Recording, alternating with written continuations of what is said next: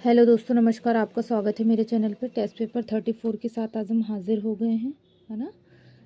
तो test paper 34 में थोड़े छोटे वाले जो टॉपिक्स थे ना, उसके कुछ क्वेश्चंस हैं,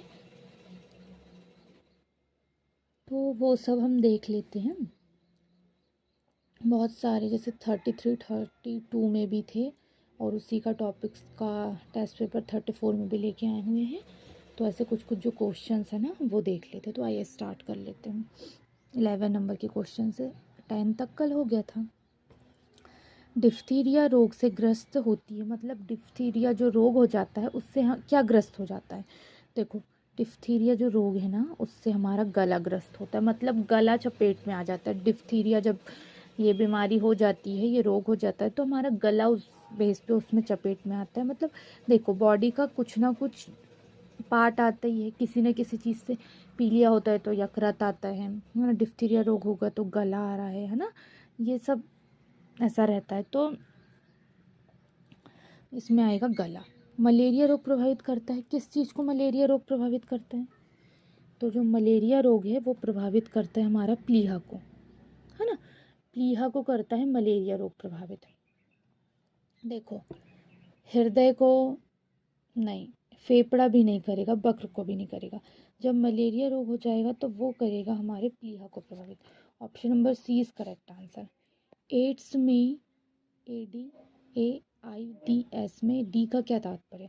तो हमने क्या पढ़े थे कल, इसका full form acquired immuno deficiency syndrome, है ना। तो यहाँ क्या लिखा, डेफिशिएंसी, है ना। तो option number C is correct answer. ऐसे कुछ वर्ड्स भी पूछ लेता है, ऐसे फुल फॉर्म जो रहते हैं उसके बीच के, है ना, सामने पीछे के, ऐसे कुछ वर्ड्स पूछ लेता है कि क्या है ये, मतलब ये किससे तात्पर्य है, इसका क्या मीनिंग है ना, अर्थ वगैरह। तो ऐसे हमने कल पढ़े थे, तो हमको याद है कि एक्वाट एमिनो डेफिशिएंसी सिंड्रोम, तो डी का डेफिशिएंसी। इस टाइप से याद रखिएगा, है ना। ग्लूकोज व टेक्रोमा किस अंग का रोग है? मतलब ग्लूकोमा और टेक्रोमा जो होता है, ग्लूकोमा और टेक्रोमा, वो ये बोल रहा है कि कौन से अंग में होता है। तो गले का नहीं, अभी हमने क्या पढ़े, डिफ्थीरिया। यकृत का नहीं, क्या पढ़ेंगे, पीलिया। आंतों का नहीं, क्यों आंतों का नहीं? मतलब ये भी एक अपना अलग बेस है, उससे अलग चीज़ें प्रभावित होती हैं, है ना। तो आंतों का भी नहीं। फिर बचा क्या आपका, आंत से क्या होगा, टाइफाइड रोग जो होता है वो हमारी आंतों को प्रभावित करता है। देखो, गले से क्या, डिफ्थीरिया प्रभावित, डिफ्थीरिया जब रोग होता है वो गले को प्रभावित करता है। यकृत का क्या पढ़े थे, पीलिया, जब पीलिया हो जाता है वो हमारे यकृत को प्रभावित करता है। आंतों का क्या पढ़े थे, टाइफाइड रोग होता है तो वो हमारी आंतों को प्रभावित करता है। अब बचा क्या, आँख का, तो आँख का ग्लूकोमा और टेक्रोमा, ये आँखों को प्रभावित करेगा, आँखों का रोग है ये, है ना, इससे आँख प्रभावित होती है। हेपेटाइटिस रोग में शरीर का कौन सा अंग प्रभावित होता है? हेपेटाइटिस में, है ना, तो हेपेटाइटिस में जो होता है वो हमारा होता है यकृत। जब भी हेपेटाइटिस रोग होता है तो शरीर का कौन सा अंग प्रभावित होता है? तो वो होता है हमारा यकृत, है ना। तो ऑप्शन नंबर सी इस करेक्ट आंसर लगाइएगा, यकृत। किस रोग को पानी के माध्यम से, मतलब कौन सा रोग पानी के माध्यम से होता है? तो कौन सा रोग पानी के माध्यम से होता है, हैजा। टाइफाइड नहीं होता, मलेरिया भी नहीं होता, प्लेग भी नहीं होता। जो हैजा है वो होता है पानी के माध्यम से। तो option number D is correct answer कि जो हैजा है वो हमारा पानी के माध्यम से प्रभावित होता है। प्याज क्या है, प्याज को क्या लोगे आप? देखो, कॉर्न प्याज नहीं है ना। ट्यूबर भी नहीं है प्याज, कॉर्न भी नहीं है, ट्यूबर भी नहीं है, प्रकंद भी नहीं है, राइजोम भी नहीं है ना। देखो, प्रकंद भी नहीं है काज, राइजोम भी नहीं है, ट्यूबर भी नहीं है, कॉर्न भी नहीं है। प्याज जो है वो है बल्ब।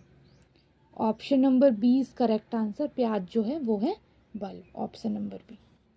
अदरक होता है रूपांतरित, किस बेस पे होता है, तने के बेस पे। अदरक कैसा होता है, तने वाली फसल है, तो अदरक किस बेस पे रूपांतरित होता है, तने के बेस। पत्ती नहीं है, मूल भी नहीं है, प्रतान भी नहीं है, वो है तना। Option number D is correct answer कि वो है हमारा तना। बांस किस कुल का पौधा है?